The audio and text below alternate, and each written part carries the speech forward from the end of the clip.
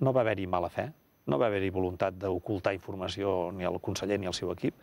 Jo crec que el que va haver-hi és una excessiva focalització de l'arbre, per dir-ho d'alguna manera, del Passeig de Gràcia, que no va permetre veure el bosc de l'entorn. I aleshores vam donar les explicacions del que va passar a Via Laietana, del que va passar a Passeig de Gràcia, però no vam donar les explicacions de 4 o 5 situacions més que es van donar a l'entorn del Passeig de Gràcia, perquè si eliminem la llançadora de pilotes de goma, ho hem de substituir-ho per algun altre instrument. El que no podem deixar és la policia desarmada. La policia és l'única institució en un estat de dret que està legitimada per utilitzar proporcionalment la força per garantir les llibertats i garantir la seguretat. El conseller Saura va ser dels consellers que millor va tractar la policia des d'un punt de vista econòmic, retributiu, però al mateix temps va ser el conseller que d'una manera o altra també no va assumir les seves responsabilitats quan hi havia conflictes. Jo he assumit aquestes responsabilitats, però m'ha tocat gestionar les retallades.